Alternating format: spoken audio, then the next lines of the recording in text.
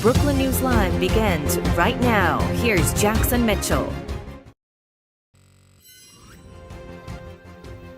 And good afternoon to all of you. It's 1:17 p.m. We are coming up here because a number of events are occurring. It's time for another edition of Brookland News Live. We're watching lots of events. Let's go ahead, show you what we're watching. We are waiting for a State Department briefing set to occur any moment. Now we are waiting for that to begin. And this hearing over in Texas, the lack of communication from Judge excuse me, Andy let me turn Brown. the audio down there. The Travis County Emergency On the Kerrville, Texas flooding, we are monitoring that. And a quick break in the NTSB hearing on that DC mid-air collision crash. We're also watching this event of that a funeral for the New York City police officer who was tragically killed while off duty in that Manhattan office building shooting. We are watching that and will continue to do so as the community is paying respect to that officer there.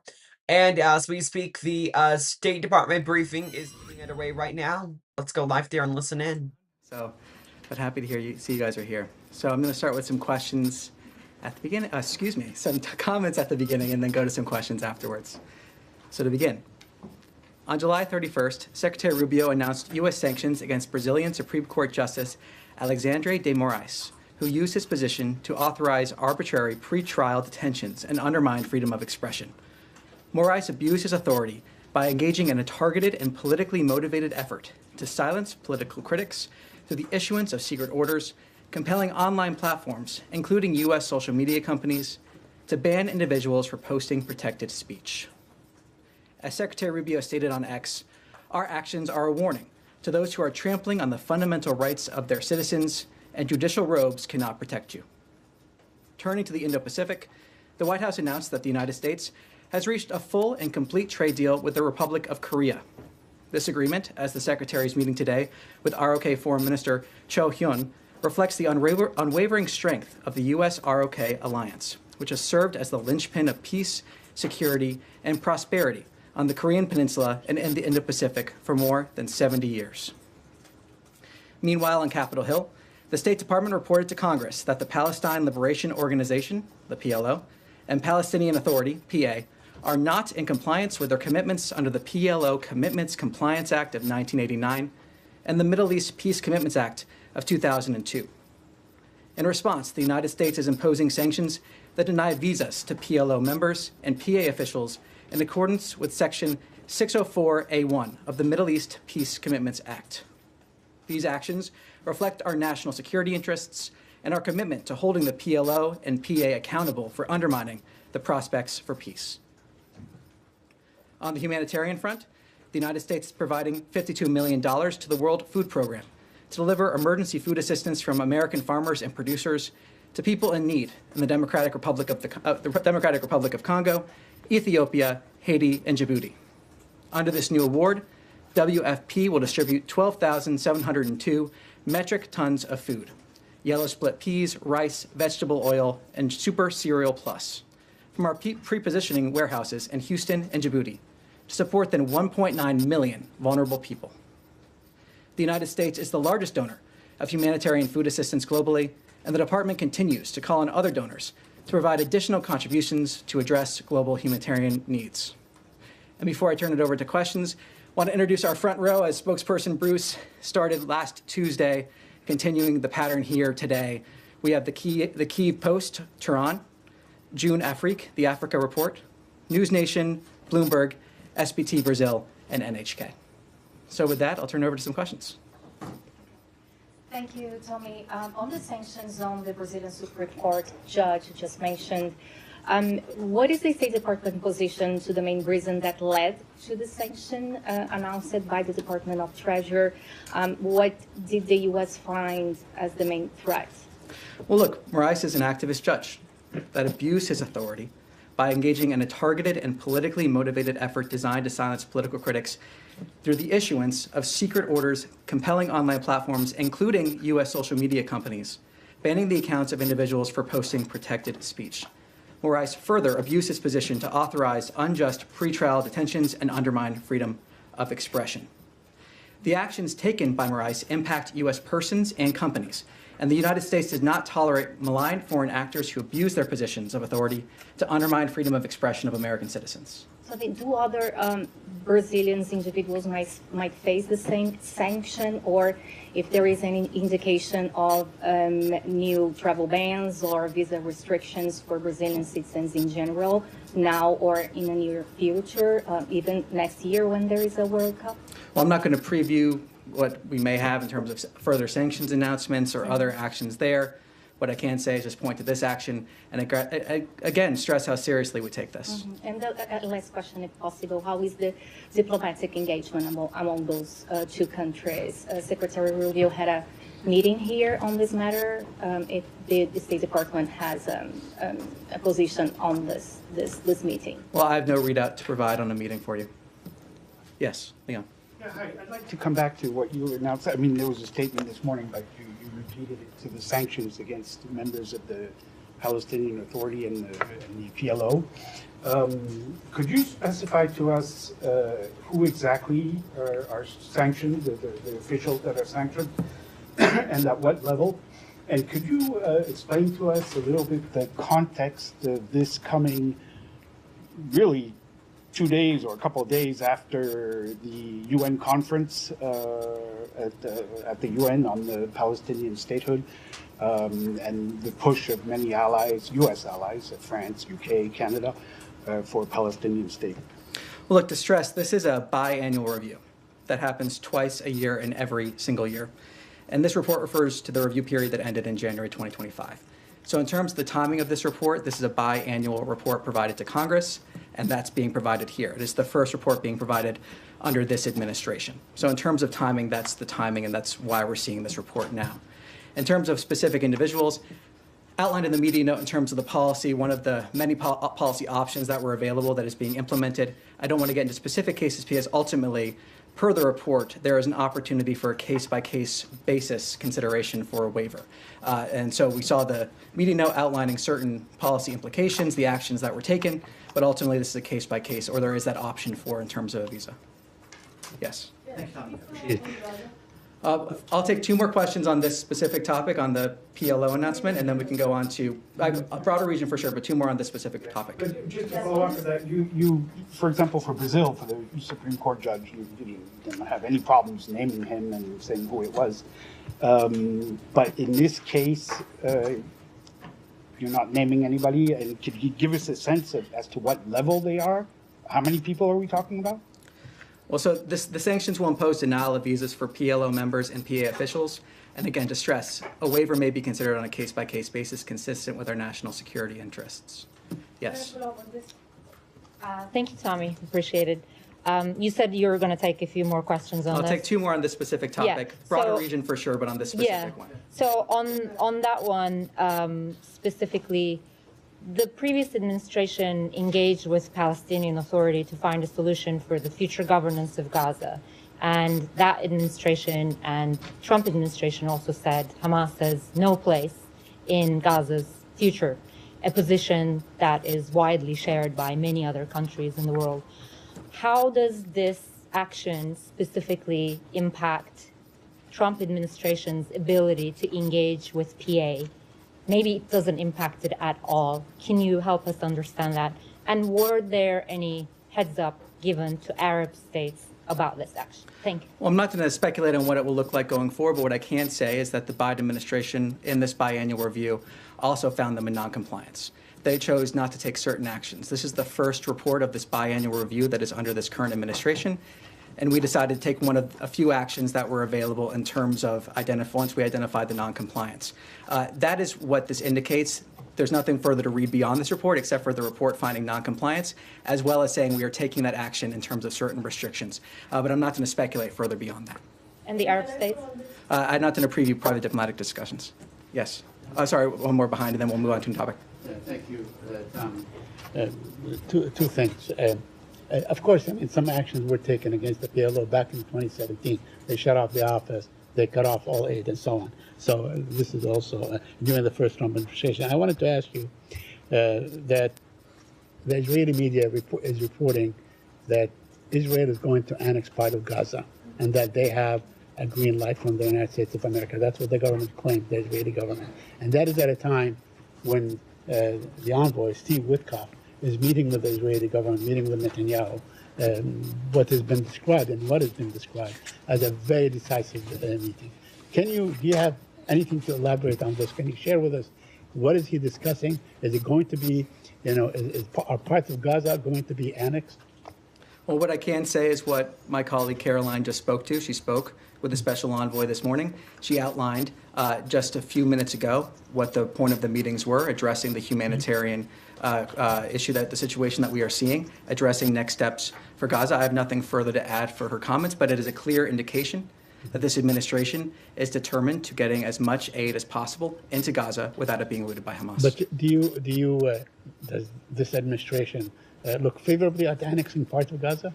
Well, what we're focused on now is trying to address this conflict. We're trying to end this conflict. We are trying to get as much food into Gaza as possible. I'm not going to speculate or preview where these discussions may go. What I can say is what we've been focused on doing, what Caroline described just a few minutes ago, what we've been talking about here from this podium for many, many months. Ending this conflict, getting as much food into Gaza as possible where it is not being looted by Hamas. Okay. Yes. Two questions, and thank you, Tommy. I appreciate it. Kelly Meyer with News Nation. One on Gaza and one on Ukraine, if I may. So with Gaza, I wanted to ask, what's the expected outcome from this visit from Special Envoy Steve Witkoff, as well as Ambassador Huckabee? Is this to push both sides to break through this jam and get through these negotiations? And will this potentially upset Israel, who has said that there is no real starvation happening in Gaza? Well, what my colleague Caroline said, and to reiterate here, it shows that President Trump has a humanitarian heart, that he wants to get as much food into Gaza as possible without it being looted by Hamas. The president also truthed earlier today, saying the fastest way to address the humanitarian crisis in Gaza is for Hamas to surrender and release the hostages. They have refused to do so.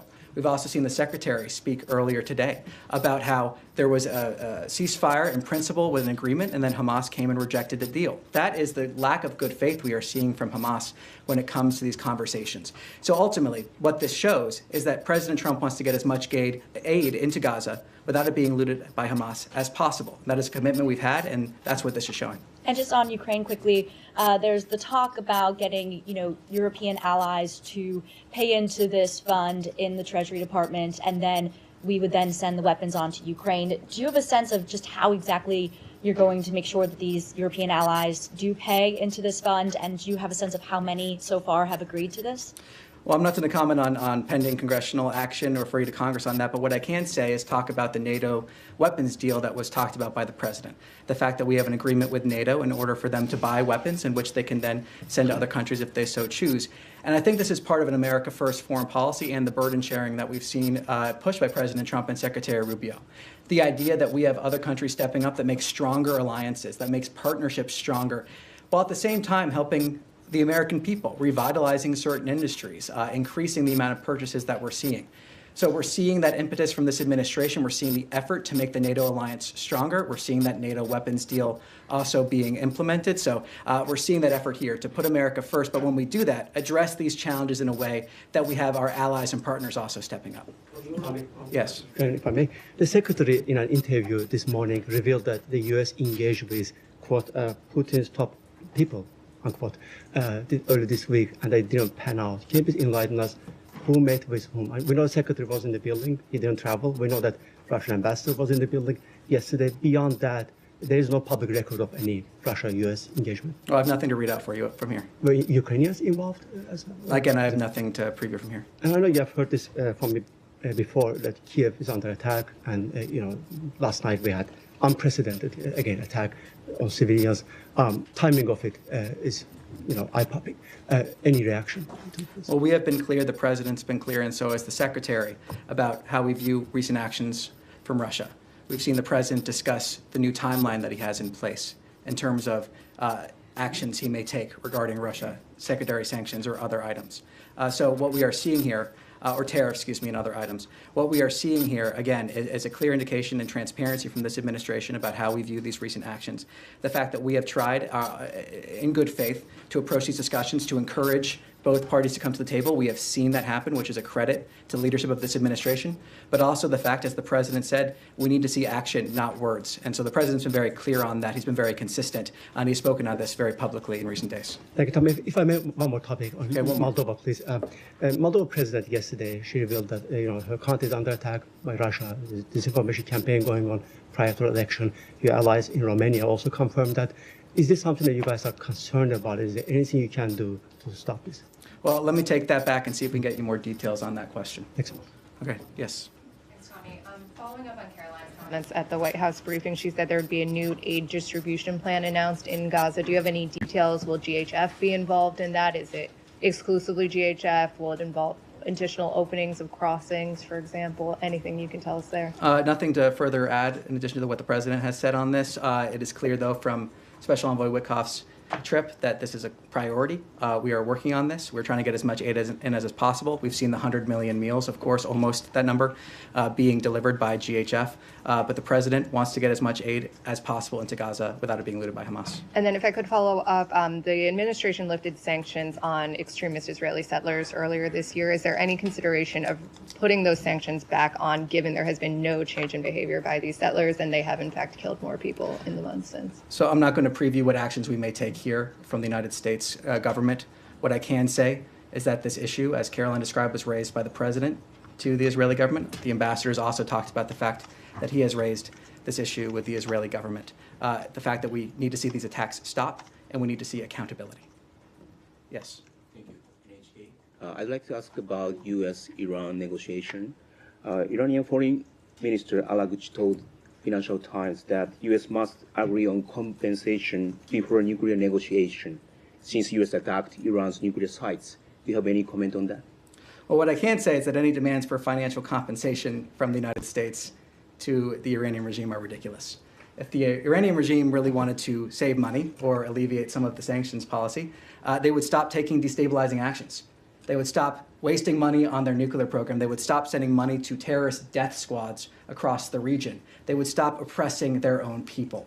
So if they really wanted to save money or find a way towards prosperity for their people, they would start taking those actions. So any demands for financial compensation from the United States are ridiculous. But to stress, the United States is ready to talk with Iran. Iran has a short window of opportunity, but the ball is in Iran's court.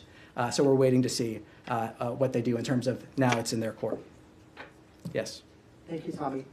To follow up on the topic of Iran, we saw today the joint statements on Iranian state threat activity in Europe and North America.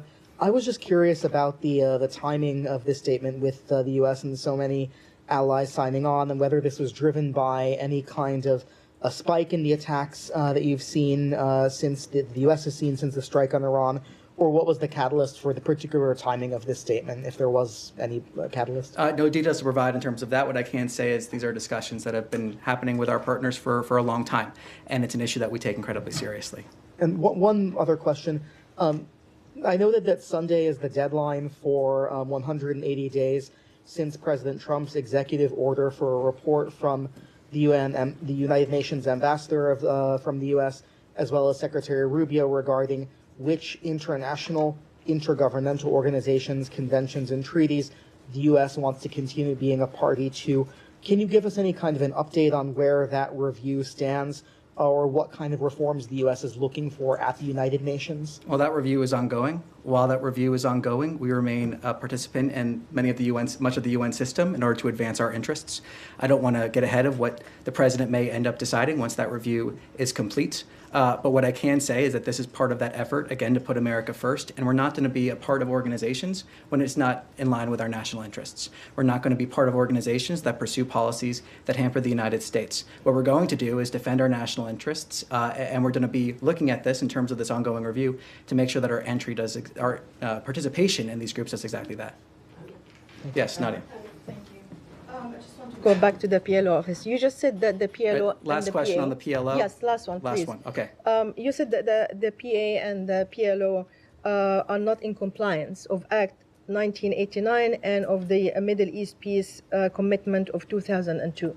Do you believe that Israel is in compliance of these two agreements? And do you believe that building settlements, enlarging settlements, is not in violation of all previous peace commitment that Israel has signed? Well, what I can say is speak to this report. That's what I can speak to. And again, speaking to this report, again, the Biden administration found the PLO not in compliance and decided not to take any action. And the PLO remains in non-compliance. This is the first report that we have had under this administration. That's why we're seeing this action taken, this biannual report. And it's important that we're vocal about this. We're outlining the reasoning behind it as we have. And it's an important issue here. We're identifying this non-compliance and choosing to take action. Okay. Yes. Thank you, Tommy. Caroline Levitt addressed this a bit.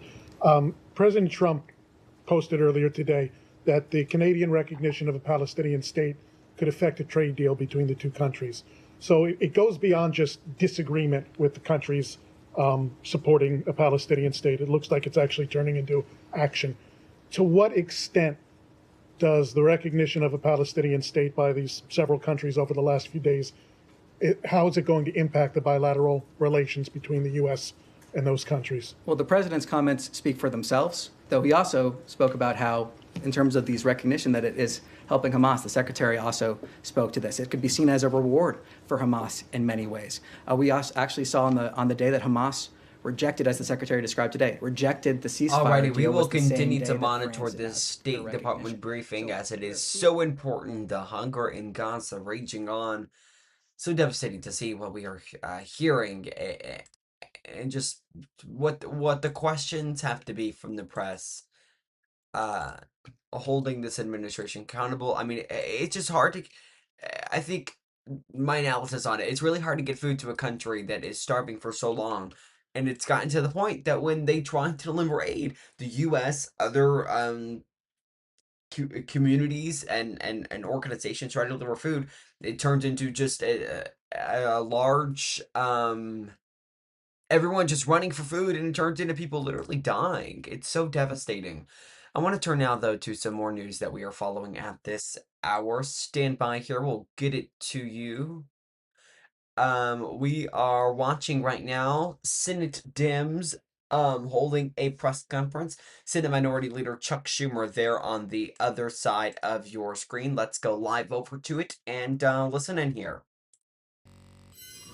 The EU tariff was 2%. Now it's 15%. Don't look at what number Trump shot out there before. The real change is what it was and what it is. And in almost every case, it's gone up significantly. When Trump came into office, the tariff on South Korea was 1%. Now it's 15%. When Trump came into office, the tariff on Japan was 1.5%. Now it's 10 times that. It's going to cost 500,000 jobs. Meanwhile, if there's one country that's benefited from all this chaos, it's China. Over the past few weeks, Trump has granted the Chinese government greater access to our advanced AI chips. A number of us worked to prevent those chips from being sold to China when Biden was president. They're vital to our national security. Trump's hitting the brakes on new restrictions on other sensitive tech exports to Chinese companies. We had restrictions. So, you know, our kids, our grandkids, and even us, we're going to suffer when China starts catching up and getting ahead of us on key industries like AI, where they can dominate many parts of the global economy and even the way of global thinking. So, our national security should never be a bargaining chip, least of all when we're dealing with Beijing. The deals he's made lack transparency, accountability, means of enforcement, what trade barriers are being reduced, who's making sure the investments are real, and if there are investments flowing in, how are we ensuring the money's going to benefit the American people, not one of Trump's billionaire friends, which seems to be the MO of this administration. So, this is a deal, all right. It's a raw deal for the American people. Senator Wyden. Thank you very much, Mr. Leader. And folks, because the leader has hit so many of the key issues, I've just got Okay, I just wanted to listen in there to Chuck Schumer, him talking what appears to be about trade deals, him saying that the number that Trump spews out there might be wrong. Just wanted to listen into that really quickly here because I know they're holding their weekly press conference. We also listened to Democrats yesterday on that edition of Brooklyn News Live. But we are still waiting for Republicans briefing, I believe so, unless they've held it when we at times when we are not on the air. That is something I will check. They did. We'll listen into it. Want to give both sides of the party here equal airtime. Never want to make it seem like we're favoring one or the other. I try my best not to look like that. Let's go back over live over to this State Department briefing though. Stand by here. Let's go back out there to that State Department briefing that we've been watching for the last little bit. Tommy Pickett, the principal deputy spokesperson there, is holding it. Let's listen in. Taking a step back, as I mentioned in my topper, the fact that our alliance with the ROK is the linchpin of peace in the region, and we are seeing a large amount of high engagement between the United States and the ROK. We saw that when the Secretary went to Malaysia. We've seen that since then. We see this complete and total trade agreement that the President announced. And so we see all this engagement, and I think this is the latest element of that in terms of conversations between the United States and the ROK. Thank you. Yes. With regard to the sanctions, could you just clarify on the PLO and PA, could you just clarify that this is not in retaliation for or related to or an effort to hinder the PA's cooperation with France, Britain, Canada, and the Gulf states who have said that they intend to recognize Palestinian statehood in September? And the second one, when should we expect the biannual compliance report on Israel's compliance? I assume that's the same time schedule as the Palestinian assessment? Well, I'll say on this one, and I'll refer to my earlier answer in terms of the fact that this is biannual review. This has been, therefore, in process. The review period ended in January 2025. Yes. Yes. Sorry, but you didn't answer the first one. Or say, so does that mean the Israel one is complete and the U.S. found no violations? Well, what I can speak to is this report here. That's what I can speak to. And again, the fact that the Biden administration found compliance, chose not to take any actions, non-compliance, chose not to take actions. We also found non-compliance and chose to take action. But, and yes. on the, it's not in retaliation, these sanctions, they have nothing to do with the just statehood. this question, this is part of a biannual review. Yes. Are you concerned about the degree of global diplomatic isolation for the US on its entire position relating to the future of the Israeli-Palestinian conflict? I reject that premise that we are isolated. I think we are showing through the fact that we have conversations all the time with our allies and partners, the many agreements that are being signed, the fact that we have many different initiatives that are bearing out here because of President Trump's leadership. We're seeing this across the board in Europe. We're seeing it in the Middle East. We're seeing it in the Asia. We're seeing that in the Indo-Pacific. Again and again, agreements being signed, conversations happening because of the leadership of President Trump. And also the fact, as my colleague Caroline talked about, all of the different peace agreements that President Trump has helped broker since he's been in office. So I reject the concept of any sort of isolation here in terms of the United States. I think it's just the opposite, while of course putting America first. But can you, is there a single country you can name that publicly supports the GHF? Well, look, what I can say is that we do, and I can say we're committed to getting as many meals as possible into Gaza without it being looted by Hamas. The president also spoke to the fact that he's looking for new efforts to do just that. He spoke about that when he was in Europe. So what I can say and speak to is our commitment, and what I can say and speak to is the many different conversations, agreements, progress we are making with allies and partners around the world. And just finally, just to add to that, what is the US's policy for a long-term viable peace between Israelis and Palestinians? Well, as we've said here before, our focus is on ending the conflict and addressing the humanitarian situation in Gaza. Is there a long term? Is there any policy or plan? I'm not going to preview right now what that is. What I can say is that our focus is on ending the conflict and making sure the hostages are released and getting as much food into Gaza as possible without it being looted by Hamas. Yes. Thank you, Tommy. I just want to go back to following one of Said's questions regarding reports in Israeli media. 3 days ago, I'll try to be specific. Haaretz reported that Israeli officials briefed Secretary Rubio in their plan to annex parts of Gaza Strip, and they received an approval from the Trump administration. Do you have a comment? I addressed this question earlier. Free to my comments there. Yes. Thank you, Tom. Nice to see you again. Question about the Ukrainian war. U.S. President Donald Trump cut the deadline for a ceasefire deal with Vladimir Putin from 50 days to 10 days, warning of strong sanctions if no I'm action sorry, is could you taken. speak up just a little bit? I'm having trouble Yes, hearing sorry. U.S. President Donald Trump cut the deadline for a ceasefire deal with Vladimir Putin from 50 days to 10 days, warning of strong sanctions if no action is taken.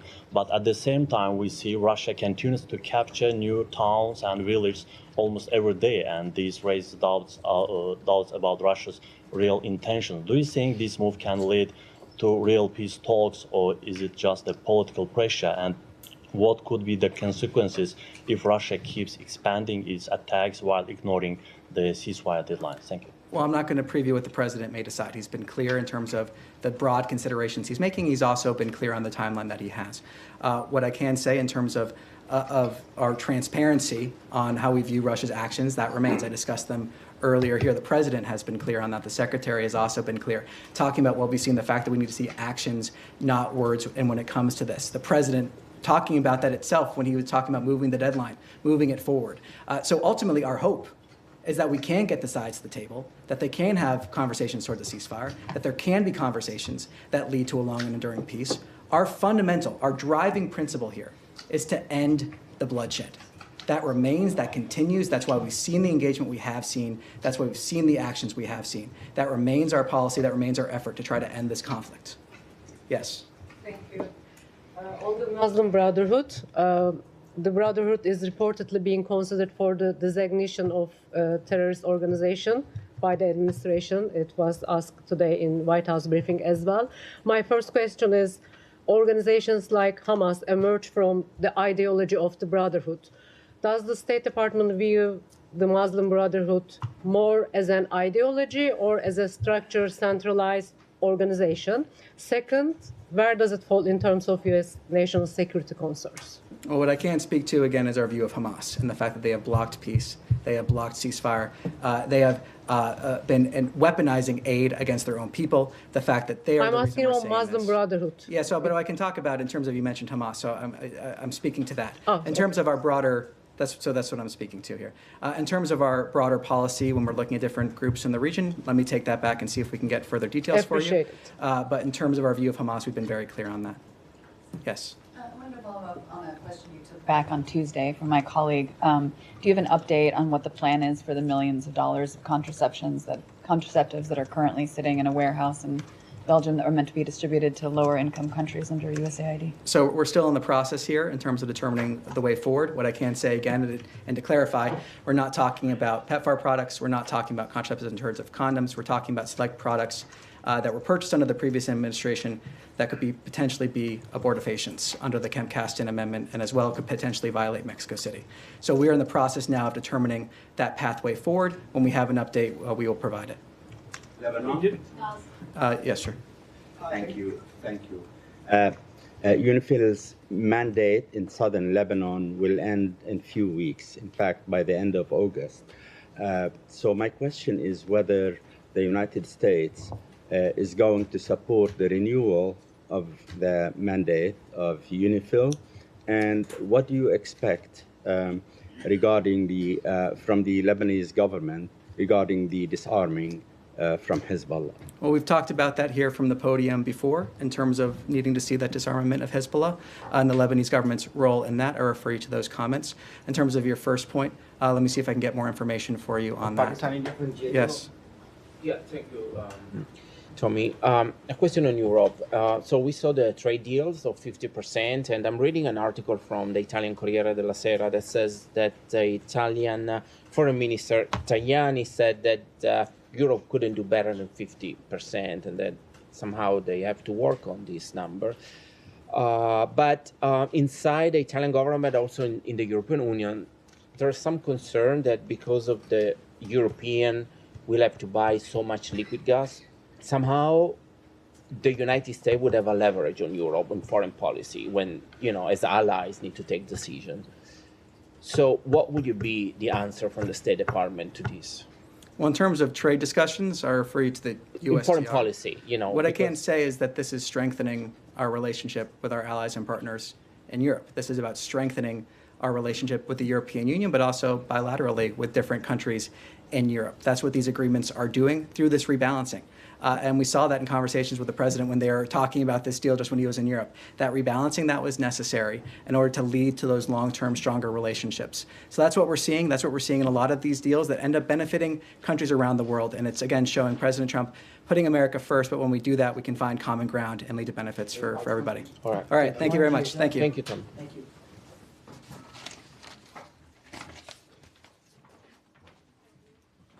Alrighty, so we have been listening in for the last little bit there to that State Department briefing. The news out of there, many questions being kind of re-asked, trying to get a direct answer from Tommy Pigott there, who was holding it. Here in about, I don't know, 8 or so minutes, we are expected to hear,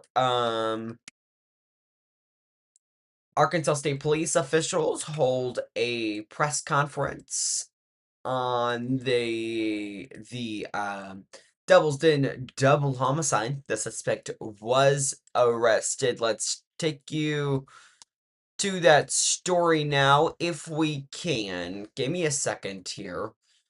Actually, never mind. Hold up.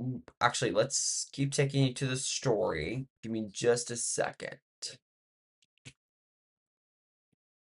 Sorry, I've got to change some things around.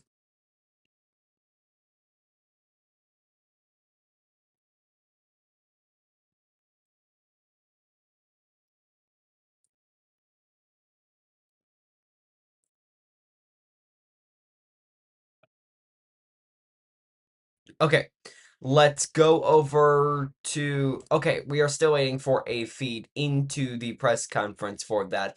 But what we can do is take you out over to the story over on brooklandnews.com. If I find the right button.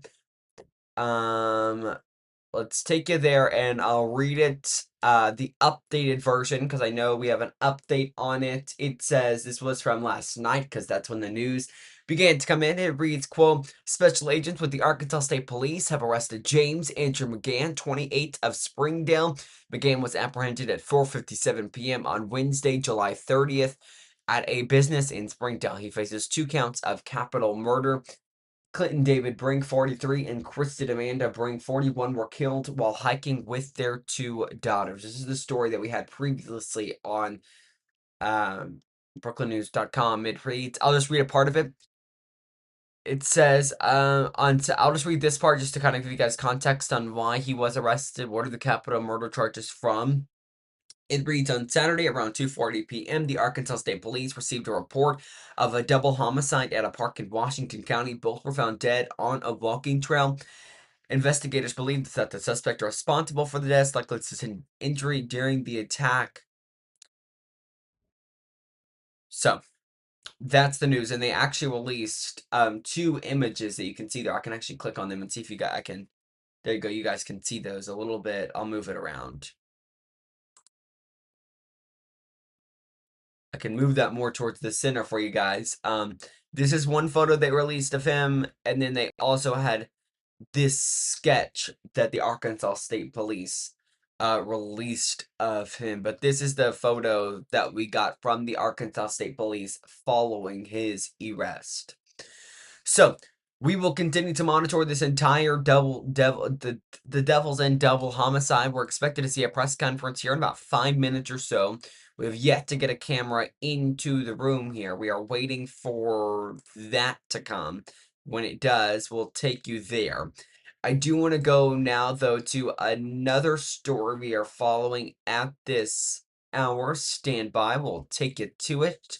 That is over in the Senate, where right now Senate Dems are holding a press conference. It appears they have reached the point where they are beginning to take questions. We're going to listen in. And essentially what we're going to do here is just stand by for this press conference to get underway. Let's go over to the Senate, where again, Senate Democrats are holding a press conference. Secretary Lutnick said he could fall back on 301, but you really have to have a very detailed case on 301.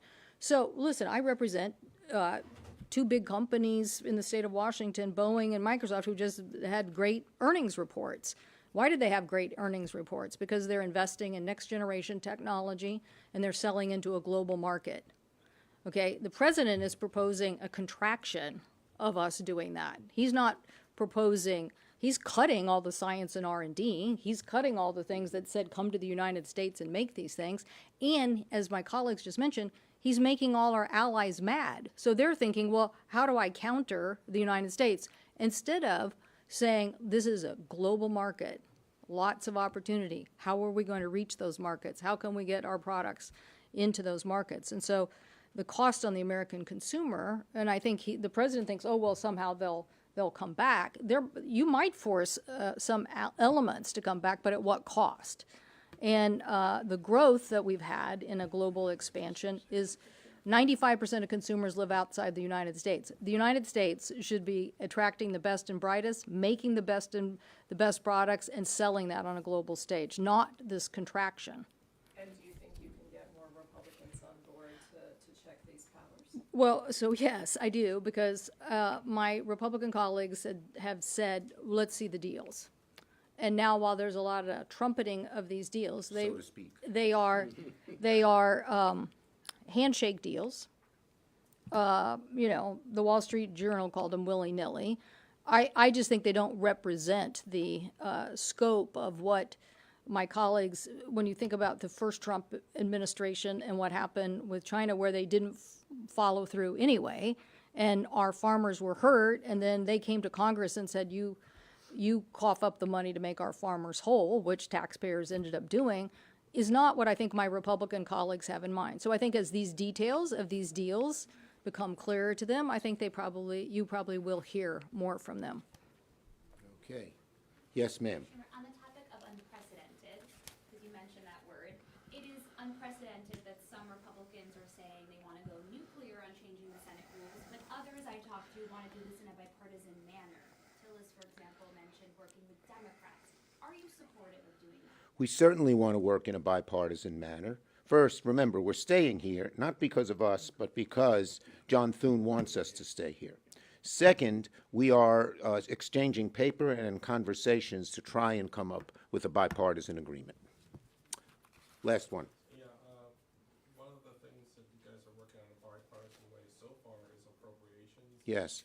You know, we had a very messy long-term CR in March. You took a lot of heat by deciding a shutdown would have been worse for Democrats than what you ended up signing on to allowing. You're going to have a similar fight here in a couple of months. Do you still have that same view that a shutdown... Look, the ideal way to solve this is Democrats and Republicans working together in a bipartisan way to come up with appropriation bills.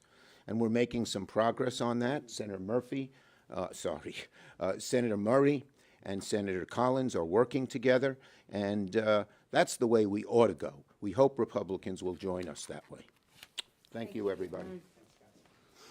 Alrighty, Senate Democrats, they're holding a press conference. We have just gotten our picture view into the room in Little Rock, Arkansas, where we are expecting here in just a few moments to hear from officials with the Arkansas State Police. When we do, we will take you there. Give me just a second. This feed is from KATV, a local ABC affiliate there in Little Rock. So we're following this story and more. When they come on, we will transition our coverage from Brookland News Live to a Brookland News special report. In the meantime, a quick break. We will be right back in just a few moments.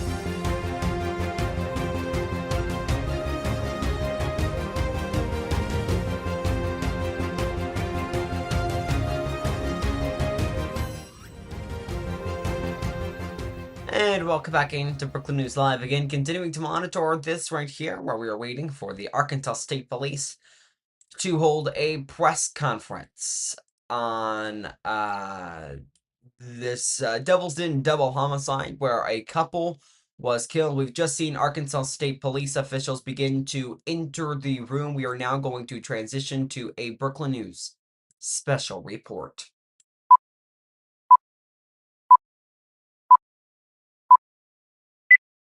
This is a Brooklyn News special report. And it's so good to be with you. I'm Jackson Mitchell. We're coming on the air at this hour with breaking news. Officials with the Arkansas State Police are holding a press conference right now on the Devil's Den double homicide. That's the couple that was killed while walking on a trail in the Devil's Den State Park. We'll listen in and talk later. This feed is a quote from KATV. Let's go live there and listen in. Behind me will speak and I'll let them introduce themselves. I want to start by thanking our investigators. It's hard to express time and effort and energy that goes into an investigation like this. You could see it on their face when we walked into headquarters last night, had the opportunity to see them, talk to them, thank them in person at the culmination of this. They're absolutely exhausted. They put every bit of their heart and soul into this investigation to get this suspect brought into custody and taken off the streets, and I cannot thank them enough for that. Also want to thank our law enforcement partners. We are truly blessed in Arkansas. It's not always common, and that's unfortunate, but we have a relationship with our state, local, and federal counterparts that's second to none. There was an incredible amount of cooperation and collaboration that went into this investigation. No part is less than any other's part. There's a total package that has to be looked at, has to be investigated, and these groups work together in a very impressive way, and we can't thank them enough. Not just on this case, but in every case that we work within state police, to have that partnership with them is really valuable. I want to thank the public for providing images and videos from cell phones, home, and business security footage that directly advanced this investigation. We'll talk a little bit more about how that played out, but the information that was put out and the request for information back from the public directly resulted in this person being brought into custody. It allowed our investigators a starting point to move forward and to use their skills that they've developed over the years and their experience to bring this person into custody. We had about 500 tips that came in through our phone lines, social media. Not only were there a lot of tips that came in, and we're very thankful for that, but there was a lot of people that have to field those tips. And it's not all badge-wearing, gun-toting members of the state police or Department of Public Safety. We had a lot of civilian personnel that were tasked with that. There was a lot of time and energy spent on triaging those tips and making sure they went to the right people. And so we owe a great gratitude for that support staff that helped with this as well. Although everyone is innocent until proven guilty, we did confirm this morning that our suspect's DNA has been a positive match to the DNA that we suspected to belong to our suspect at the scene. During an interview with investigators, the suspect indicated that he did commit these murders. We executed a search warrant at his residence. There were articles found there that are consistent with being involved in this particular crime, and I will let Major Rhodes speak more of that or more to those details. We do believe he acted alone. We have absolutely no reason to believe that there's anyone else involved, and we do not anticipate any future arrest or any other arrest beyond this suspect. I'm going to go ahead and pass off to Major Stacy Rhodes. She can walk through a little bit more of the information, and I'll return to the podium and we'll answer any questions we can. Well, good afternoon. As he indicated, I'm Major Stacy Rhodes. I oversee the Criminal Investigation Division for the State Police. And I kind of want to walk you through how we initiated and progressed through our investigation. So, as you all know, we responded to a call for service at the state parks. Two young children were found and indicated that something had happened to their parents on the trail. That initial information that came from the kids gave us our first starting point, which was a description of a suspect. There was another witness at the park that we encountered that gave us additional information about the suspect and a particular vehicle that he was seen leaving the park.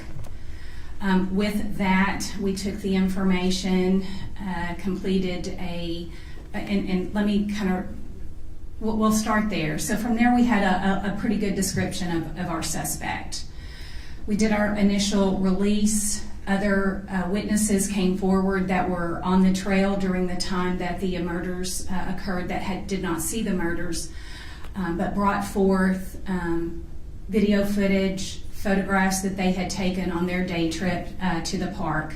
From that, we obtained a photo. We interviewed witnesses and were able to compile a composite sketch of what we believed our suspect looked like. With that, we received dozens and dozens of tips. With the initial vehicle information that we received, it being a black sedan, one of the initial descriptions was that it was sporty. From that, we received well over 5 or 6, maybe close to 10 videos of this particular car from homes and businesses along the routes in and out of the park. So we were able to ascertain a pretty good description of this vehicle. So with that vehicle information, that became critical in identifying our suspect. So with the photos or the tips that came in with the composite and the photo, as the Colonel said, we received over 500 tips. And initially we were using the names and information to come out to compare with, did they have black vehicles? Did they meet a certain criteria of vehicles? But as we began to hone in on the vehicle, it became clear that it was a Kia Stinger. And we used that information to vet various owners. And our suspect was identified. And with that, we sought him out and we located him at a local barber shop there in Springdale. We took him into custody. And with that, we spoke to him and he made statements indicating that he had committed these heinous acts. And our job didn't stop there. We executed a search warrant on his house and also on the vehicle. We are still waiting a lot of testing at the crime lab. But as the Colonel said, DNA that was recovered at the initial crime scene matched his DNA that we pulled last night.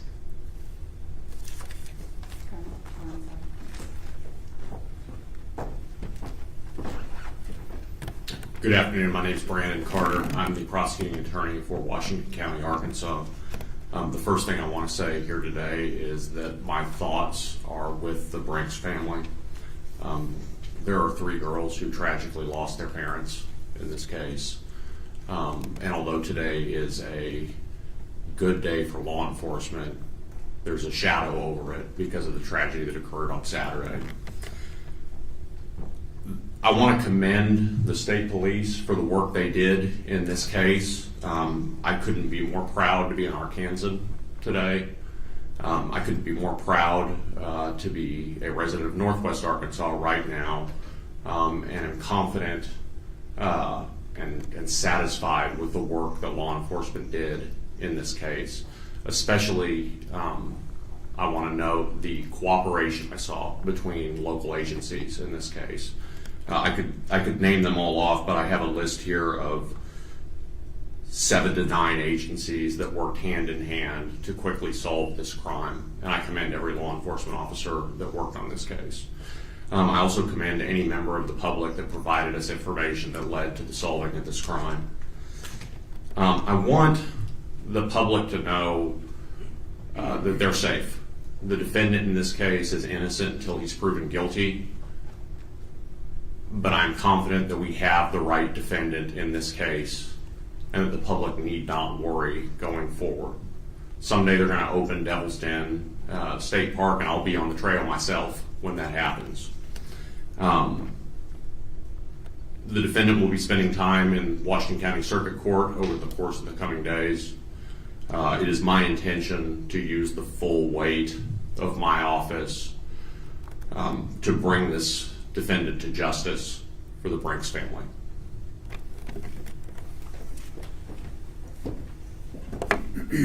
Before we open for questions, just want to touch real briefly on something that gets lost in this sometimes, and that's the family story. We've spoken to the family quite a few times over the last several days, and what we heard consistently is what a loving mother and father they were, loving husband and wife that they were towards each other. They absolutely protected those girls to their fullest extent, to the point that it cost them their lives. We're in awe of this mom and dad. We're also in awe of these girls. The information that they were able to provide to start us down this path to be able to make this arrest, it all started with those two little girls. It's incredible. We also don't want to forget that there was a third sister. Thankfully, she was not with the family on the trail that day, but she suffered just as tragic of a loss, and we need to keep that in mind. Because of that, I would plead with you and the public to please be sensitive to the fact that there's a family that's grieving. It's hard to express, because I can't understand it, what they're going through. Misinformation hurts. Speculation hurts. When they read things, when we talked to them earlier today, they expressed that to us, that they're reading things in social media, they're reading things that are just simply not true. People are speculating, they're talking about things that are not factual, and it hurts. There's no place for that. Along those lines, we have to be very careful in an investigation to be calculated in the amount of information that we put out and when we put that out. I can tell you that this investigative team had one mission and one mission only, and that was to put hands on this suspect and to get him off the streets. And on a daily basis, we got together and we talked about what we felt like that we could put out to the public and what was going to be advantageous for us in the investigation and what could potentially be detrimental. One thing that we did not want to do is put information out that was going to take attention away from someone that we needed to look at. You have to remember all the information that we're working off of started with two little girls that witnessed the most horrific thing that you could ever imagine. That was the base of everything that we had. So we had to be careful about relying solely on that information. We had to collaborate that. We're also working in an environment that is half a mile into the woods. So by the time that we get the information from these little girls, and then we collaborate that with members from the public, they can talk, or they can, give us further information based on the suspect description and things like that, and then that leads us to a vehicle, and then that leads us somewhere else. This is not an episode of CSI, and it's not going to be wrapped up in a 1-hour episode. It takes hours and hours to develop that information, corroborate that information, and know that it's good information, and know that it's something that we can put out. The last thing that we want to be responsible for is putting information out that's going to hinder the investigation or hinder someone's their likelihood of calling us and putting us onto a suspect that we need to be looking at, because it didn't meet all the markers that we thought it should meet. So I hope you can be understanding of that, and I hope as we move forward from here that the speculation and a lot of the talk and a lot of the chatter, especially on social media, that people will be very sensitive to that. This family's been through enough, and they don't deserve to be victimized any further than they already are. And with that, I'll open it up for questions. Colonel, can you elaborate more on what was the reason behind this? What was the motive for this? Was this random, or what happened there? And what was the cause of death? How were they killed? As far as the motive is concerned, it's part of the investigation. It's two parts. The first part of the investigation is always going to be to identify and apprehend the suspect. The second part of the investigation is a lot of the whys and a lot of the details. That's still a part of the investigation. I can tell you that we have no reason to believe that there was any known association between our suspect and our victims. There's nothing to indicate that at all. It appears to be a completely random event. As far as the weapon that was used, it was a knife. Our victims died by stab wounds. Yes, ma'am. Thanks, Colonel. We've spoken to a few parents from students who he was their teacher in different states, and they all kind of gave this synopsis of perhaps he was a predator. Their children felt like he preyed on younger age girls during his time teaching in those states. We were wondering, have you been exploring any connections to the crimes that McGann may have been connected with, and any indication that this was his first time committing this? Was he after those girls? Were those his target? From what we know right now, we have no indication to suggest that the girls were his target. Do you believe this was his first time, that he just went to that one time that day? I heard potentially somebody suspicious could have been there the weekend before. Was he just that first time at the park, or do you think he was laying out and calculating? Honestly, that would be pure speculation on my part. Now that we have our suspect in custody, there's going to be a part of the investigation that's going to go back, and they're going to look at timelines, and they're going to look at kind of his movements leading up to that, and hopefully that will give us all a better picture of why he did this, how long he had planned this, things like that. But right now, that's all part of the investigation, and it would simply be speculation on our part. I believe he was injured as well. Can you elaborate on that? During the attacks? Yes, he was injured. I do not know the specifics of those injuries. I do know that his injuries resulted in blood loss, and it was that blood loss that allowed us to establish a DNA profile to begin with, and it was that DNA profile that was matched today against our suspect. I would assume that's any loving parent trying to do whatever they could to protect their loved ones. Absolutely. I would say you're correct. Yes, ma'am. You mentioned some articles found in the house. What was found?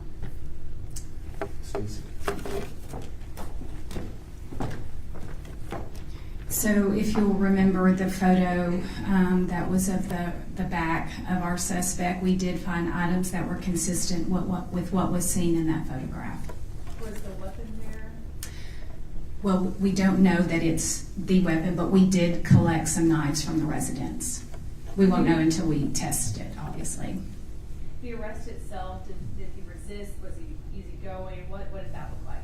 No, he was completely cooperative.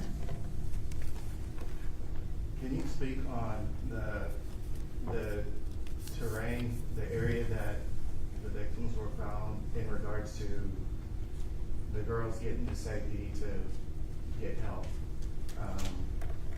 What kind of time frame that would look like for two girls? Was it a rough terrain? Was it something that another person found them within an hour? Or can you speak on that? So I don't know that we can speak on to the time frame, but the terrain was what you would see in a typical park. I don't know that it was particularly rugged, but it had some inclines. It was fairly maintained. But it was, our estimation was about a half a mile into the park. So you can imagine how long that would take to get out. One more question. We had heard reports. Can you confirm that the father was stabbed first, the mother took the kids back into the car for safety, went back to help her husband, and then she died too? So the information that we have is that the husband was attacked first. The mother did not return all the way to the car with the kids. We believe that the mother took them to safety and then returned to help her husband. I know you all said that the suspect, I believe, indicated that he had committed these acts. Any more specifics on what he may have said since his arrest?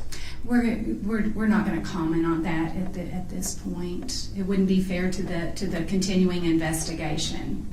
And then I assume this would be for maybe more the prosecuting attorney, but do you know yet if you'll pursue the death penalty in this case or what kind of consequences you might seek? This case certainly has the aggravators that exist where a jury should get to decide what the punishment for this defendant is. It is my intention to pose that to a jury. So the state will not be waiving the death penalty in this case.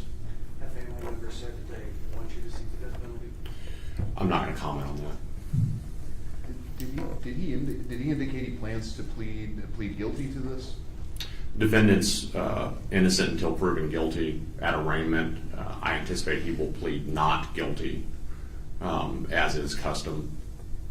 I don't know that there's a defense attorney in the United States of America that would allow a defendant to appear at their first appearance and plead guilty. So it is much, much too early to visit about that. Has he indicated he's going to seek a public defender, has a private attorney or anything like that? I'm not aware that a private attorney has been retained yet. If he can't afford a private attorney, I anticipate our local public defender's office will be appointed. I know that y'all spoke that Devil's Den will be closed for the time being, but what about other state parks and the concerns of family and tourists? Yeah, as far as the question of the state parks being open, I would ask that you send that to Secretary Shea Lewis and his team. I'm not sure, honestly. I don't know what the decision is on that at this point. As far as the safety of our public visiting those state parks, I would say it's absolute as it can be. I mean, it's not like we have a pattern of people being assaulted or attacked in our state parks. You're probably much more likely to be assaulted getting gas at a convenience store on the way home if you look at statistics. So to echo the prosecutor's comments, I would not hesitate to go to a state park today. I know you're still looking into it, Stacy, but do you have found any more information about background?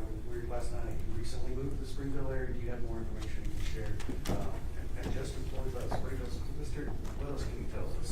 So, I don't have a whole lot. Some of that we will look into. I can just tell you that we found that he lived in Texas and also Oklahoma and had recently moved here and had taken employment as a teacher. It doesn't sound like he was ever an actual teacher in Arkansas, but that he was a teacher in other locations. Right now we're completely focused on our case here, and we haven't explored any of that background investigation. I fully expect that other jurisdictions will probably reach out to us to see if they have if there are cases throughout the U.S. that may be connected to him. I fully expect that. But as of right now, he's the only suspect. He's not a suspect in any other incidences here in our area. That's correct. Not that we've been made aware of. That's for sure. Recently, moved here a few weeks ago, a few months. I believe it's been a few months. Yes, sir. Major, can you clarify? You say he made statements indicating that he had killed them. Did he flat out confess, or what exactly did he say? So I was not actually in the room when he was confessing, so I'm not going to speak to, I certainly don't want to get that wrong, but just know that he did indicate that he had committed the murders. But would you I guess, would you call it a confession, or you don't know for sure? I would call it an admission. Does the suspect have any sort of criminal history that you all know of? No, he did not. Not any adult criminal history that we've been able to find, for sure.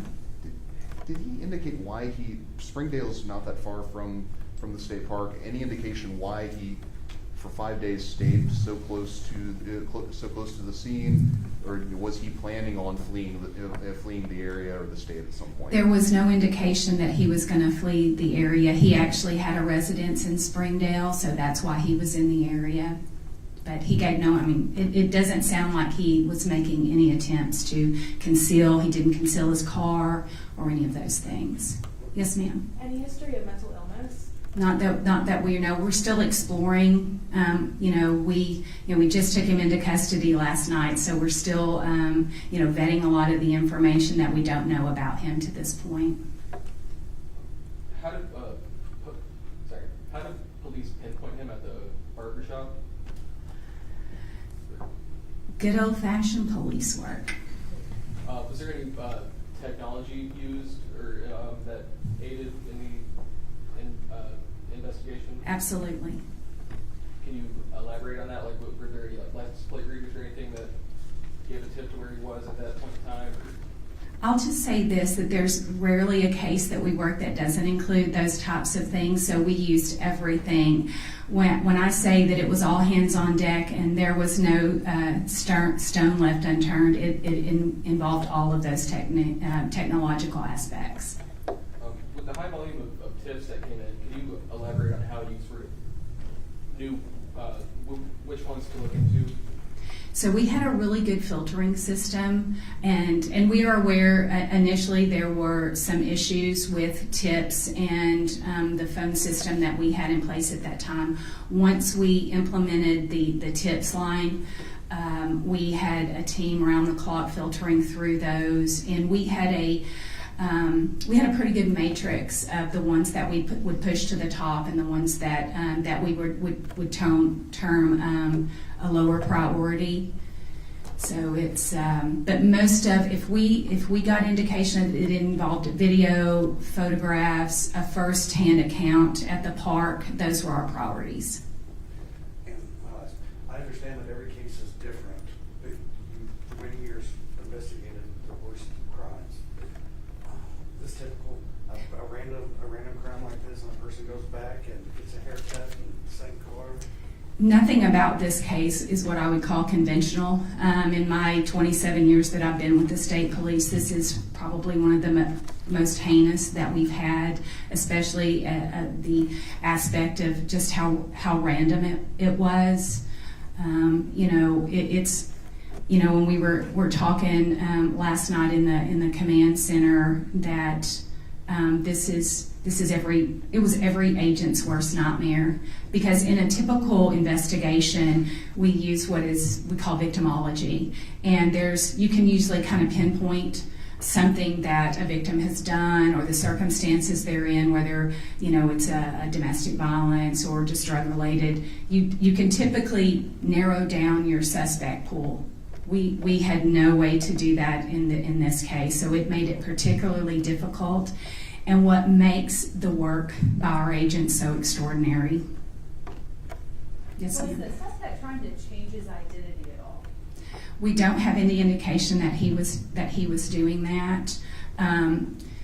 He was obviously getting a haircut, but you could chalk that up to school starts next week. So, but he didn't indicate he was trying to alter that I'm aware of, that he was trying to alter his identity. And you all mentioned that he was cooperative when you got to the barbershop. Any other initial reaction from him when you all showed up? Anything you could tell us? That's probably best that I not discuss that so early in the investigation to this point. Can you speak on the role of social media in helping bring about the arrest of the suspect? I will say that social media did nothing to help our investigation. I would say that it absolutely hindered our investigation. As you heard the Colonel mention, the hurt and just the emotional toil that social media gave to that family. It's so easy to be that keyboard warrior and question everything that law enforcement is doing. And I would just simply say that let us do our job. If you've got a tip, give it to us. Don't spread it on social media unless you're an expert. And if you're an expert, you're probably not on social media. One of the first details that you'll put out about the car was there was tape covering the license plate. Was that the case with his vehicle, and any reason why? Was he trying intentionally to cover up the license plate? Yes, he did use tape to conceal some of the things that would help identify his vehicle. Does that lead you to believe at all that he's done this before? There are indications. I mean, everyone speculates that he took there was a lot of thought that went into this to conceal his identity. I will say that, but on the other side of that, he was also very sloppy. So whether he committed something else, we don't know, but we are certainly going to explore that. How long between when you determined that he was the suspect that you were looking for and when you made the arrest? How long did that take? Within the hour. How long between when he began questioning until he confessed? I don't know that. I'm sorry. I think we're just going to take a couple more questions. I think anyone else? Can you speak on which agencies and how many officers that were involved? Oh, so in any agency that I missed, the Colonel may have included this. I can tell you that the FBI was instrumental, the Washington County Sheriff's Office, the Fayetteville Police Department, just about every agency up there, the Benton County Sheriff's Office with their flock cameras, the Park Service, the Game and Fish. Who am I leaving out? Springdale, absolutely instrumental. They had a detective embedded with us from the very beginning, and anybody else? And just dozens of detectives that were all hands on deck, working round the clock to make sure that we made an arrest. The community deserved that, and that's what we gave them. And moving forward, the different agencies in supporting these kids, loss of both of their parents, if there's anything that you want to touch on with that. I'm sorry, I don't understand the question. I said moving forward and supporting the kids after the loss of their parents, like if there's anything that you want to say on that with the different agencies that were involved.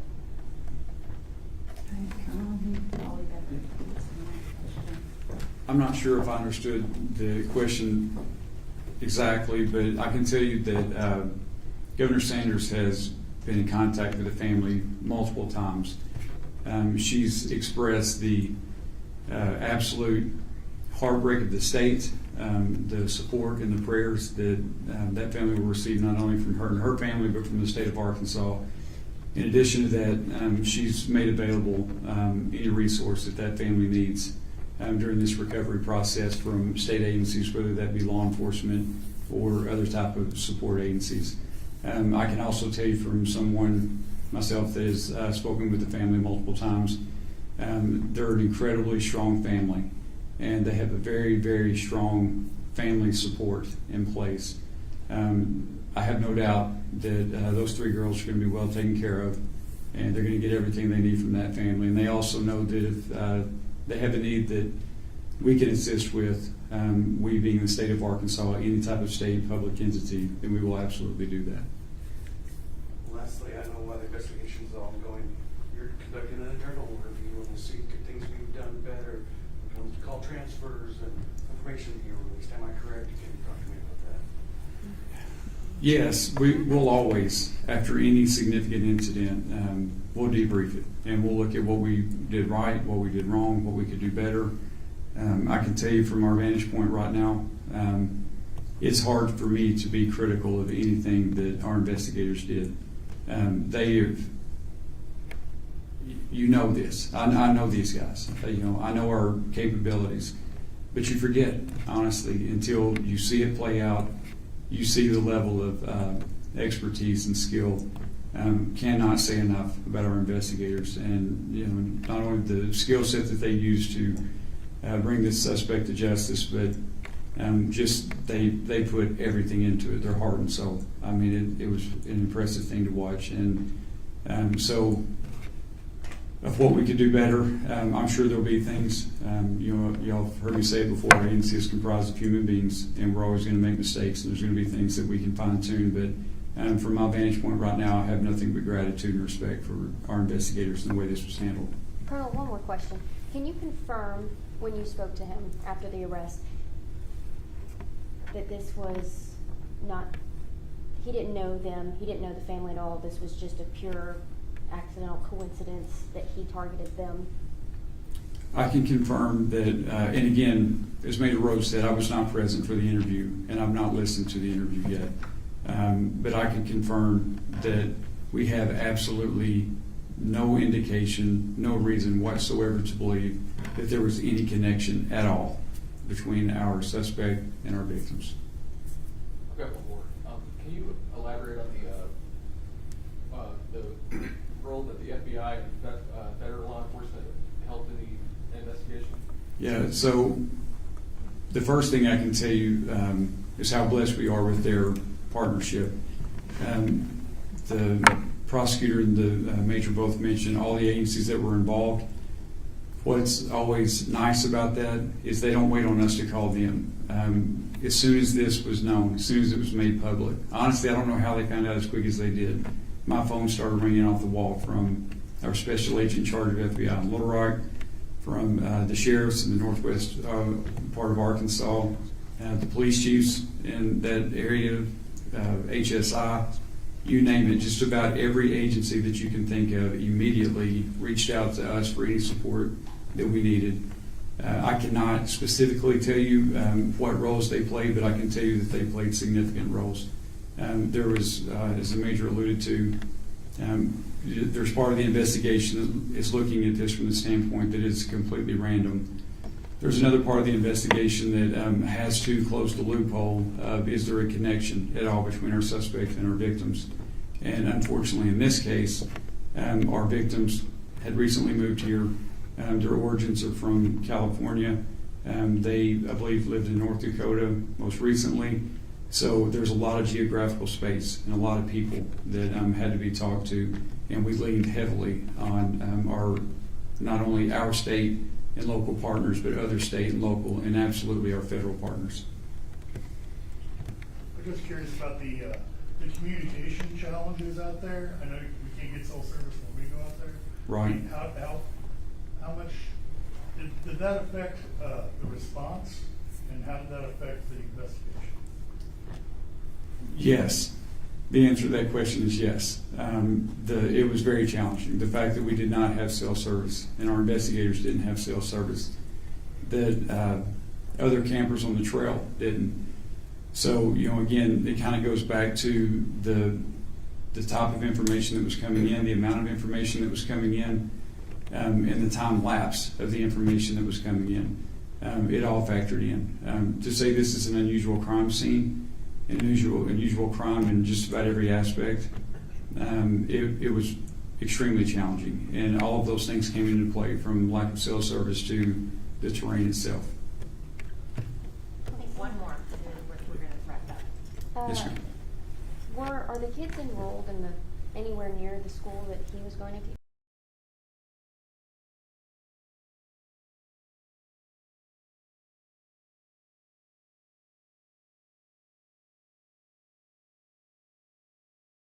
Alrighty, we are experiencing some feed troubles there.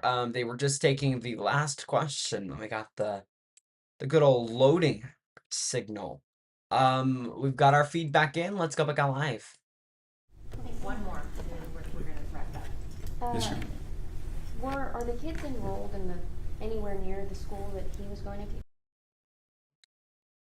to? Okay, and I guess I lied. We have lost that once again. Okay, so that press conference there was just wrapping up. They were taking one last question. They took really so many questions for a law enforcement agency to take so many questions when there was an active investigation ongoing is pretty nice. So props to the Arkansas State Police on that side of things. This case is plaguing me a lot. I'm very interested. I'm really the motive that they've claimed that this was some type of random attack essentially. The law enforcement is unaware of a direct motive right now, saying that um he was injured while committing these attacks, and that and the blood that was let off essentially when he was injured is what led to DNA being collected. And then when he was arrested in Springdale, they say at that local business, which was the barber shop, that they confirmed there he was that the DNA matched the blood sample that they had gotten from the scene. The suspect indicated they used language not saying that he admitted to the crime, but indicated that he did commit the crimes, leaving some room for some difference here, possibly. Of course, the prosecuting attorney in Washington County saying there that he is likely to plead not guilty, at least for the first arraignment hearing, which is something that we have even here in Craighead County. We have hearings where a judge will read out kind of, hey, this is what you are being tried for. This is what the state or whoever's trying you for. You can either plead not guilty or guilty, waive your right for bail, all of those good things. So he's of course likely to not get bail at this point in time. We'll see. Of course, I'm not a legal expert. But if he does get bail, it's going to be something outrageous to the point that of course that they're unable to afford it. But many law enforcement agencies participating in the search for this suspect. You heard the officials there with the Arkansas State Police listing a number of them towards the end. Mostly all Northwest Arkansas officials. The suspect was driving a Kia Stinger, and they believe he acted alone. There have been search warrants issued on the car in Humboldt that have been searching and are waiting on results from the lab. The suspect said to be a teacher in Oklahoma and Texas, if I'm correct by saying that. I believe that's what they said. I know they said Texas. And he had a teaching job here in Arkansas, but what they had said was that he had not actually taught yet, possibly saying that, he had just gotten the job this summer. So I'm really invested, to say the least, in this case to hear kind of, I mean, why did this suspect commit this crime alone, and why is there such a lack of motive? That is really the question that is plaguing me right now. I'm sure law enforcement officials will get some type of more information as this goes forward. You heard there that them saying that, look, we had arrested this guy yesterday. We're still working on a few of the key facts here, but they will continue to do exactly that. Again, just moments ago, them holding a press conference on this Devil's Den double homicide. That is going to conclude this Brookland News special report. Thank you all so much for watching throughout the last little bit. We've got more coming up on Brookland News Live. We are going to quick break, and we'll be right back. This, again, concluding this Brookland News special report.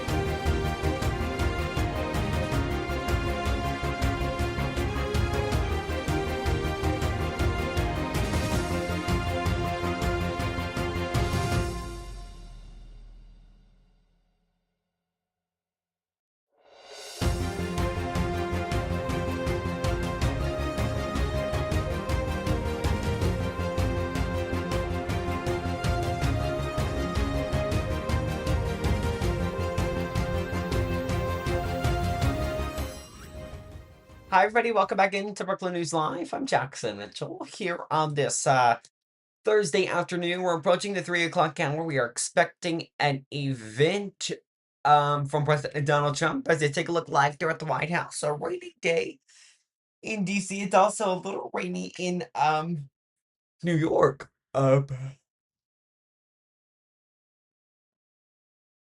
Excuse me.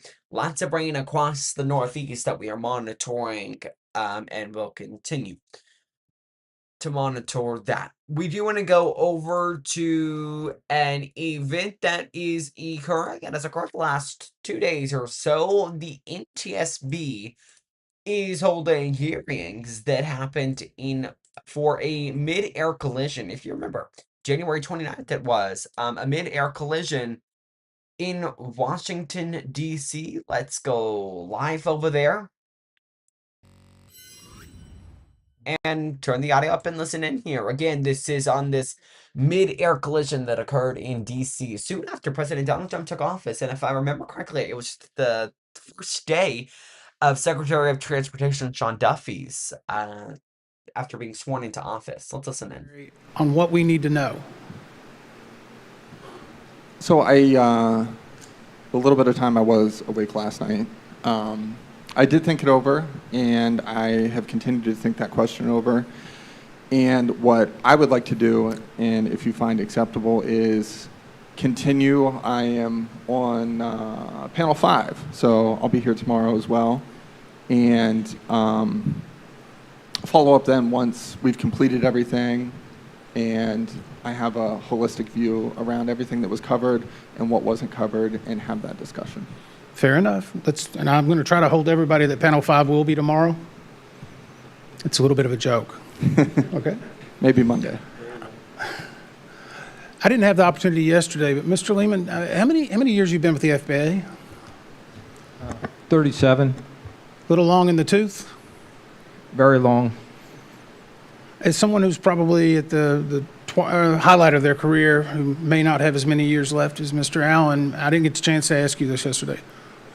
What should we know? What is the issue? What have we not asked? What do these people need to know to make aviation safer? I will say that well, thank you for asking, and I think there's Can you two pull it a little things- closer, please? Yeah, I'm sorry. Thank you. I think first of all, thank you for asking, but I think there's two things we need to talk about. I kind of following Mr. Dressler's, regrettably, I'm going to talk about it, but I think it's important to talk about. When I go back to the arrival rate memo that we wrote, when this is really a statement. If the Potomac Air Traffic Manager comes to you with a formal document, and I'm talking to management in general, and says we need to readdress the arrival rate because I'm finding all sorts of issues, and it says in our regulations that the TRACON, which would be me, the air traffic manager, and I did this in collaboration with my entire facilities, from controllers to traffic management coordinators to managers, just didn't come from me. But when I come to you and say that this needs to be readdressed, we need to listen. And it says directly in the 7210.3 that I have the right to talk to the DDSO, the Deputy Director of SysOps. And in this case, we didn't listen. We took that. I used my protocols that I'm supposed to. I'm supposed to give it to my district manager first. And at some point, and I truly believe she had other conversations with other people, it died right there. And I hate to use that word. That was not a good use of words. But we need to remember that if a facility is coming to you with this type of information, I didn't do it lightly. And that it needs to be addressed, and we didn't address it. Has it been addressed to this day? No. So you're telling me today they're still flying more operations than what you recommended in 2022-23? Yes. I've had multiple conversations, and multiple conversations have gone nowhere. And what you raised as that manager at that time, you felt was a safety issue related to arrivals into DCA? Yes.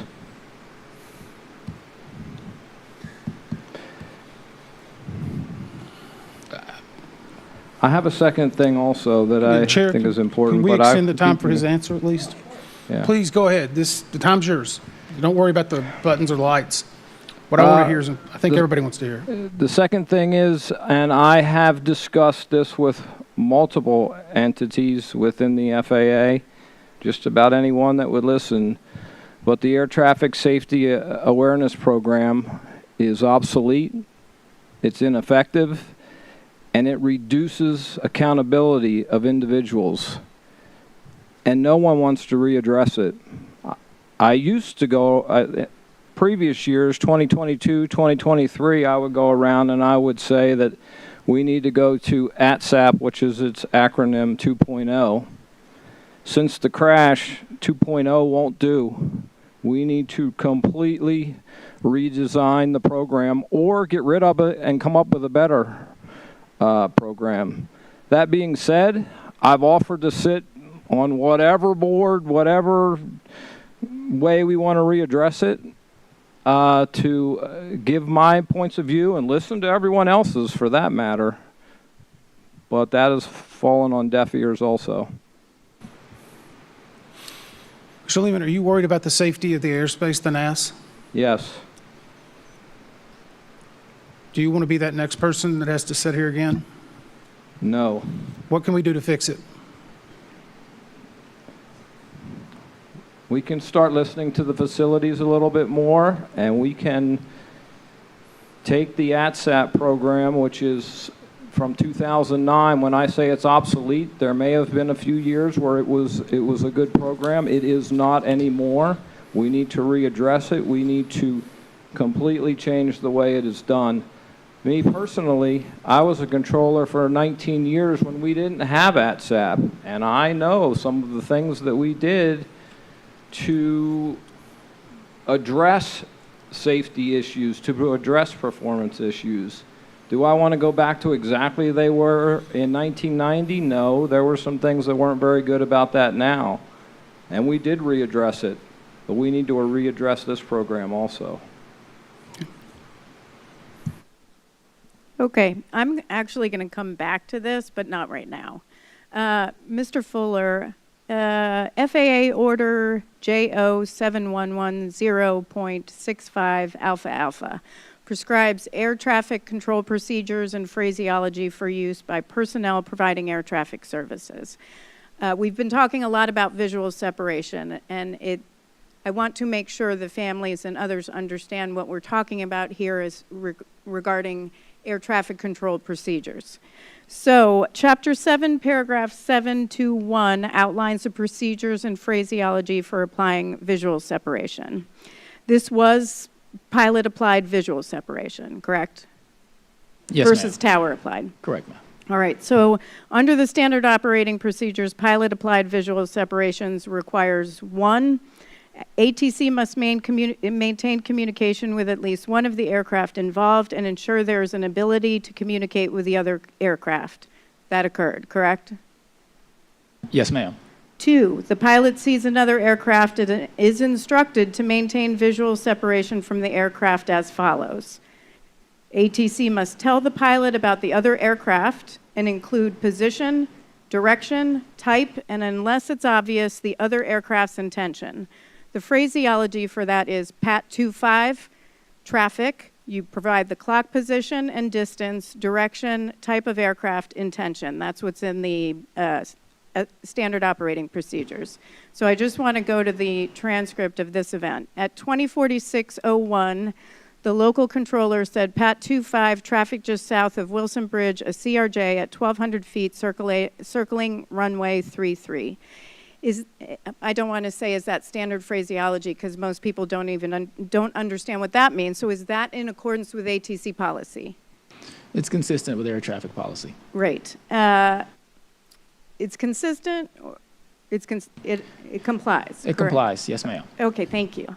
ATC is then supposed to obtain acknowledgement from the pilot that the other traffic is in sight. So at 2046-08, PAT 25 said, I got the traffic in sight, request visual separation. ATC is then told to instruct the pilot to maintain visual separation from that aircraft. If the pilot reports the traffic in sight and they will maintain visual separation from it, the pilot must state both, the controller may approve the operation instead of restating the instructions. That occurred. The local controller said visual separation approved at 204611. At this point in the standard operating procedures, it says pilot applied visual separation between aircraft is achieved when the controller has instructed the pilot to maintain visual separation and the pilot acknowledges with their call sign, or when the controller has approved pilot initiated visual separation. At 2047:38, a minute and 27 seconds after the local controller approved visual separation, a collision alert can be heard and the local controller says, Pat 25, do you have the CRJ in sight? 4 seconds later, the collision alert can still be heard in the background, Pat 25 passed behind the CRJ. 2 seconds later, Pat 25 responds, Pat has the aircraft in sight, requests visual separation. 3 seconds later, visual separation approved. That was the quote. Was that standard phraseology according to the standard operating procedures? It wasn't 100% standard phraseology. Again, by our handbook, he should have notified Blue Streak 5342 that visual separation was being applied, and he should have told the aircraft the targets were likely to merge. Yes, so because the standard operating procedures state if aircraft are on converging courses, inform the other aircraft of the traffic and that visual separation is being applied. That would be Blue Streak 5342, traffic, clock position and distance, direction, type of traffic, has you in sight and will maintain visual separation. At this point, they would be telling Blue Streak 5342 that the aircraft was on approach to, or that there was a helicopter, I'm sorry, I clearly need more coffee, it's been a long day, that the helicopter would maintain visual separation and where they were on the route, correct? Correct. So, and what are merging target procedures? Is that it, that they would tell them? Merging target procedures are exactly that. If the targets appear likely to merge, that's what you would tell the aircraft. Pat 25, traffic appears likely to merge. So the standard operating procedures, in fact, say advise the pilots if the targets appear likely to merge. It says, note, issue this advisory in conjunction with the instruction to maintain visual separation, the advisory to the other aircraft of the converging course, in this case Blue Streak, or thereafter if the controller subsequently becomes aware that the targets are merging. So were any traffic advisories or safety alerts issued? No safety alerts. Should the local controller have let the PSA crew know that there was a helicopter there? Yes. And then one last question, if you don't mind. But during the minute and 27 seconds when the alerts were going off, when you can hear the conflict alerts, what was being done at that point? Again, I was not in the tower at that particular instance, so it would be unfair for me to say. I believe... Yeah, don't speculate. Yeah. Thank you. I just want to make sure. Mr. Allen, do you know? No, I was not in the tower, and I did not conduct any interviews. Does anyone on any of the previous panels know? Okay, was there an aircraft departing at the time? Actually, do you mind if I, just really quickly. So in the last 6 minutes, last few minutes, he was dealing with they were dealing with 6 different aircraft. In fact, over the period of the last 10 minutes, 21 different aircraft, including many coming in, 1 departing, several other military helicopters. With that, I'm going to turn to Member Graham. Thank you for that flexibility. You bet, Chair. And I got a couple questions on that, so hopefully we can put the visuals up to rest here for today, maybe. Maybe. So the controller should have alerted the CRJ of the traffic. Yeah, we've come to that conclusion, it sounds like here. Is it uncommon for a controller to have to come back? Okay, so we're going to continue to monitor this event. Of course, it's so interesting to hear the NTSB and their thoughts on this investigation that is ongoing into the Black Hawk military helicopter that crashed into the regional private jet at the national airport there in Washington. So we are going to continue to monitor this event there, but we are also waiting for an event over at the White House. We're waiting for President Donald Trump to sign a few executive orders. It's unclear if we're going to be on the air for that at this moment. I think what we are going to do right now is wrap up our coverage, though, and conclude this edition of Brookland News Live. It has been so great to be with you guys and the time that we have together each day doing this. It's fun to be with you guys throughout the little afternoon that we have together. So for now, that is going to do it for us. As you take a look live there at the White House, we also have another feed of the White House. This one right here, a little zoomed out of the view, but still a view that we're able to watch. So that concludes this edition of Brookland News Live. I'm Jackson Mitchell for now. Thanks for watching. Remember, the coverage never stops. Go to brooklandnews.com for news as it happens, and also follow me on my social media pages. Have a great rest of your day, guys.